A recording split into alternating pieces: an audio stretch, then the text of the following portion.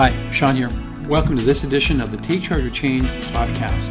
Our guest for this podcast is John Poyser, a lawyer, and John is going to talk about legal aspects of change and transition in our lives. So when you think about it, as we go through changes and transitions through life, often there are legal aspects attached to these transitions. So I know you'll really enjoy John's discussion on these matters.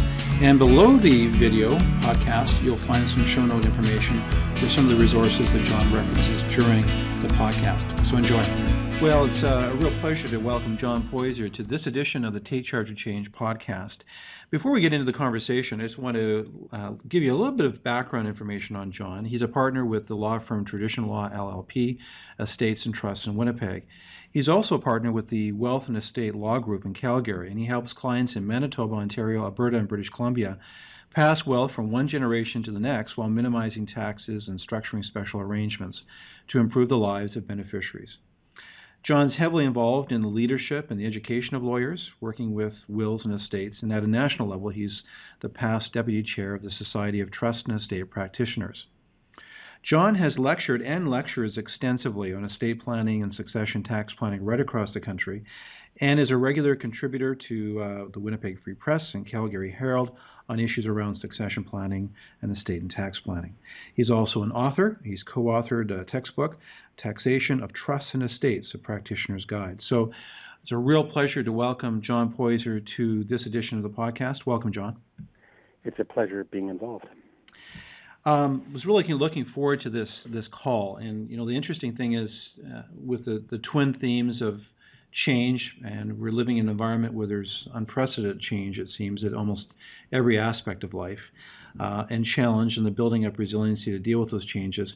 And I dare say that almost every major life event that people go through will often have legal implications. And that was one of the reasons we wanted to get you on the call today, to kind of walk us through some of those implications and how legal planning can sometimes help us navigate change and transitions in our life with a little more ease and with a little bit less disruption. But maybe to begin with, John, maybe you can share a little bit with our listeners about your legal background and the focus of your law firm, Traditional Law LLP. Our law firm is now just in its second year here in Winnipeg, and we really focus on estate issues and incapacity issues. So it's directly connected to the transitional sort of discussions that you're engaged in. In terms of estate planning or estate issues, first of all, we do help people with estate planning. That's helping people set up wills and trusts and other instruments just to make sure that when it comes time to pass away, that the wealth passes from one generation to the next, and to do so smoothly and easily without fighting. We also do estate administration. That means we help people after someone's passed away. An executor or other personal representative often needs help applying for probate and transferring title to houses and filing tax returns and doing all those things. That's estate administration, and we have people dedicated to that. Okay. When things come off the rails, there's estate litigation. And the idea there is sometimes, no matter how carefully people try to get their affairs in order, sometimes things do come off the rails. And then you end up with either a fight or at least a potential for a fight. And we have lawyers trained in arbitration. We have lawyers trained to talk things through and try to help people get past that without having to go to court. But when it does come time to go to court, we have lawyers who love going to court because you have to do what you have to do. And sometimes to achieve a just and fair result, you have to break a few eggs. There's just no two ways about it. Yeah. All of that deals with the estate stuff. We also help people with incapacity work. And the idea there is that every one of us, you and me and everyone listening, is going to die. That's a certainty. But the statistics actually suggest that a significant number of us will be incapacitated for some length of time before we pass away. It might be Alzheimer's, it might be a stroke. But for some few months or years before you die, the odds are pretty good that you're actually going to be unable to handle your own affairs. And there, we help people with incapacity planning. And that's doing things like putting powers of attorney into place and that sort of business. Okay. We help people with actual helping them while they're helping someone else who's incapacitated. In other words, we help attorneys and other people like that do a good job of the tasks that they have. And again, litigation, because sometimes things come off the rail. Sometimes people do a bad job of it, and we either have to defend them or we have to persecute them. Okay. Now, With that background, I mean, a lot of the work that you do, obviously it takes careful consideration. There's legal aspects and implications around change. But when you reflect on your career and the work that you've done with your clients over the years, what life changes or transitions do you feel require the most, very thoughtful consideration around the legal aspects and the implications? And hopefully before they happen, because I know that you do a lot of work sometimes, unfortunately, it's kind of after the fact. People are kind of dealing with the issues of a lack of planning, but hopefully there's some proactive strategies people need to be considering. And it's related to the estate planning and the incapacity planning that I already referred to. Yeah. And the idea there is that in advance, by very carefully putting all the right documents into place and very carefully thinking about all the what ifs, people can put together a pretty good series of mechanisms so that when they die or when they become incapacitated, things go smoothly. Because death and incapacity can both be cataclysmic events for families. They can break up families. They can result in terrible results that could have been avoided. It's all a matter of just putting things together very carefully and very smoothly in advance. And it's particularly important for some families. For example, if a family is a blended family, perhaps husband and wife marry late in life, each have children from earlier relationships, a recipe for disaster unless it's done carefully. If you have a disabled family member, again, a recipe for disaster if the estate plan isn't done just so. If you're in business or you have a farm, a recipe for disaster unless you go through a very careful succession planning exercise to figure out how that's going to work through to the next generation. Yeah. So the documents are one part of it. You have to get the right documents in place. But another thing we've discovered is that a lot of people need a very careful effort to assist them while they share information. What I mean by that is that transparency is usually golden when it comes time to avoid difficulties. And transparency often involves having what's called a family meeting or family conference. And that's just getting everyone together with the parents or with the patriarch or matriarch of the family and saying, this is what the plan is, and is everyone comfortable with it, and does anyone have anything to complain about? And that's another perfect piece of advanced planning step that can be done in anticipation, which really smooths out the bumps. Well, it's interesting you mentioned that. I was going to ask you a question about, because I think that has to be one of the most important roles. I mean, obviously, the legal expertise, the drafting of documents, and make sure that the documents are executed, those are important. But being part of that process to facilitate a conversation, because I for so many families, there's that big white elephant in the room, right? And nobody wants to talk about the issues, and sometimes families need a little bit of help, bridging that discussion or getting it going and having a bit of a facilitated discussion around those issues. So I take it that's part of what you do, or your firm does. You help those discussions to happen. Yeah, yes, we suggest to a lot of clients that it might be, in their circumstances, a really good idea to have a family conference or to have some other information sharing mechanism put in place. For your average family, there's no harm in sharing information, but for something like a blended family or a business family or a farm family, it becomes critically important. And of interest, there was actually a law firm in Toronto, a law firm a little bit like ours in the sense that they specialize very tightly on matters relating to wills in the States, but this is even tighter because all they do is litigation. And one of the partners from that firm, which exploded from 6 lawyers to 20 lawyers inside of 10 years because there's just so much fighting going on in this sphere. Okay. One of the partners at that firm wrote a book, and the book was about how you avoid a family fight when you're gone. How do you keep business away from them by making sure that your family never has to litigate?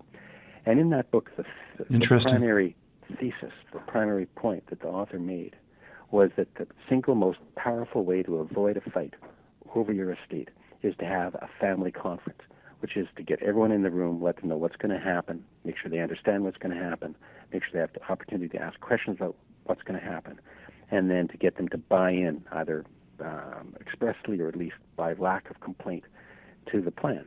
And the author of that book said that the families who do that rarely get into big fights.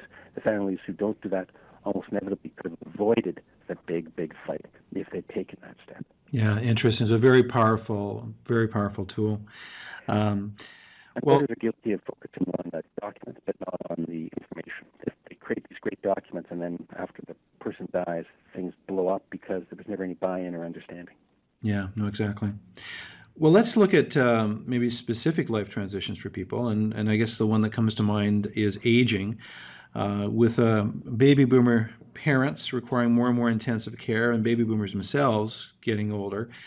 What are some legal issues or even documents or planning that you feel people should be on top of in this area?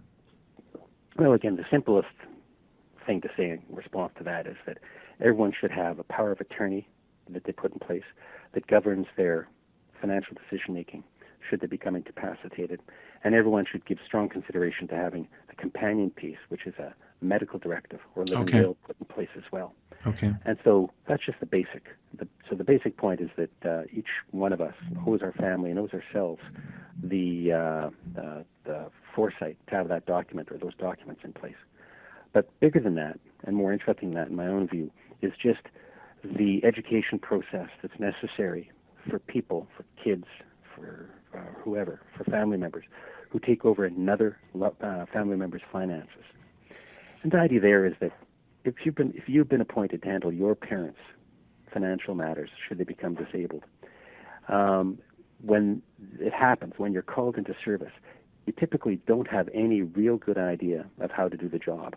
If you're a lawyer, you might have some training in that. If you're a trust officer with a trust company, you might have some training around that. But if you're a doctor, or if you're a plumber, or if you're a school teacher, or if you're a business person, you have no skills to bring to the table, and you have no awareness of how demanding the job actually is. To serve in the role, to handle someone else's financial affairs, you have to keep scrupulous books. You have to report to other family members or to the court. You have to invest the money in a certain way. You have to, there's certain things you absolutely cannot do, like give the money early to other family members. And there's things you absolutely must do, like file tax returns and make sure that everything is safe and secure and insured. And most people get into the job handling financial affairs for someone else, and they don't know the rules, and so they do a bad job. And it's not because they don't want to do a good job. It's not even because they're not trying hard. Yeah. They're eager. But because they don't have a good understanding of the rules, they find themselves going badly offside.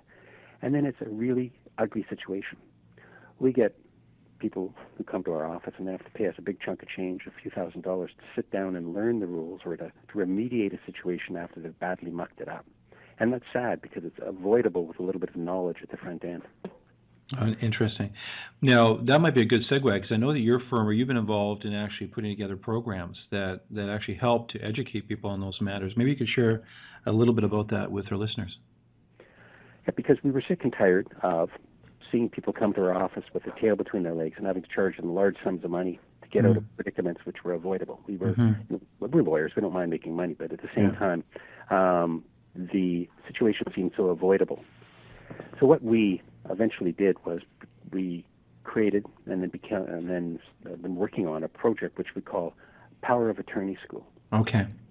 Power of Attorney School is a web product. It's on the internet, and it's available at the website www.attorneyschool. That's all one word. Attorney School, ATTORNEY school.ca. And if someone goes to that website, what they'll discover is the ability on a province-by-province basis to access 8 educational modules, teaching them everything they need to know from soup to nuts if they're ever asked to step into that role. So if you were asked to take care of your parents' finances, as you stepped into the job, you could go there and you could click on the module talking about bookkeeping and learn all about how the books should be kept. You could click on the module which is entitled Stepping into the Role, and you could learn about what steps are necessary as you take over, as you actually step into the saddle and start to write checks and deal with accountants and the like. So it's all there. It's all there to go through, and a person can secure a pretty comprehensive education and avoid making all the mistakes that we see over and over again, the lamentable mistakes that are so possible to avoid with a little bit of knowledge at the front end. Oh, perfect. It sounds brilliant. So again, the website you listed, I'll make sure that on the show notes for this podcast, that link is there as well so people can easily find it.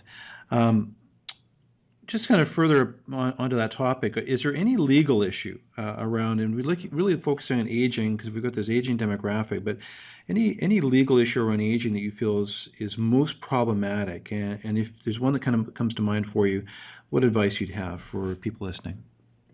Well, I've got a particular topic which I feel strongly about in this area, and it deals with securing a little bit of extra care if you've got a little bit of money. And what I mean is this, is that many of us will know family members or friends who end up going to personal care homes, going into institutions where their needs are met by a well-meaning staff of individuals. And typically you end up with 15 beds and 4 or 5 individuals running from room to room, trying to ensure that everyone's comfortable, trying to ensure that everyone is well fed and clean and warm and all those other things. And these are people who can't physically take care of themselves. In many instances, they're still mentally there, but physically they're unable to take care of themselves, or a combination of mental and physical maladies that puts them into that spot. But they can no longer live on their own. And the thing we see, which is really sad, is that they might have $1 million in the bank, but at the same time, they're still just bed 12A, and they're still being served by the same 6 staff people on a rotating basis. And the net result of that is they might sit in circumstances where they're not clean. They might not have help eating when they need help eating. Yeah. They might not have that warm sweater tucked around their chin. And they might not have the nicer things, like someone to read them the newspaper or what have you. Now, if they're really, really lucky in that circumstance, they've got a kid, a child, or a family member, a spouse, who's willing to pop by the personal care home every day and feed them, or put that sweater around their neck, or do whatever else is necessary, read them the paper so that they can be stimulated and engaged and as comfortable as possible. Because if you're in that spot, that's exactly what you want to be, as comfortable as possible. You're like a baby. You've never needed help any more since you were an infant than you do at that moment. Yeah. So it's critically important. And unfortunately, a lot of people, their kids live in different provinces, or their kids are professionals and just don't have the time. But the parent doesn't even want the child to come to the personal care home every day and feed them, because they want the child that they're succeeding in life. So if they've got $1 million in the bank, or whatever the case happens to be, the idea is that there are outside services which are available to come in and provide all of that comfort. Now, to do that, it's not just a simple matter of hoping it's going to happen. To do that involves discussion and planning, recognition of the possibility before it takes place. And if all of that is sort of blended together, a person can ensure themselves the highest quality of comfort, the warmest sweaters, the nicest food, the most stimulating environment possible, if they end up in that lamentable spot. It involves maybe 3 things. Number 1, if they're wise, they'll put a special power of attorney in place. And the power of attorney is the document which governs their affairs after they've no longer able to govern their own affairs anymore. It appoints someone to take the job and then gives them marching orders. Okay. And you can embed in the marching orders a very clear indication that you want that extra care, that you want your money spent, even if it shrinks your overall wealth. You want your money spent to provide that. You'll also in there indicate that you don't want your children and spouse burdened with having to take care of your physical needs, and that you want them to save themselves from that and to allow the extra care to be brought in on a pay-for basis. So you want that kind of documentation. I think next you might want to have a discussion, because it's one thing to give people marching orders. It's another thing to talk to them about those marching orders. It's another thing to explain exactly what you mean with those marching orders. Play me country music, don't play me classical music. Put a piece of chocolate on my tongue. Don't feed me the fish at the institution. The fish, I've seen it, it's horrible. No fish for me. Perfect, yeah. So I think the discussion, in addition to the documentation, is critically important. And if you do those things, if you have the right documents in place, if you have the discussions, and you have the money to do it, you're one of those few Canadians who find yourself in that lamentable spot where many of us will be. Yeah.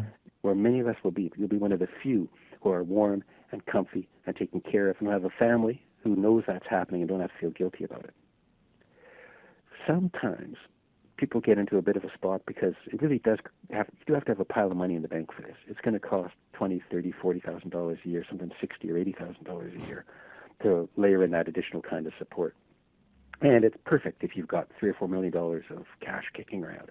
Everyone wishes they had $3 or $4 million of cash kicking around, but many Canadians don't. So there is at least a product out there, disability insurance, which people will sometimes put in place.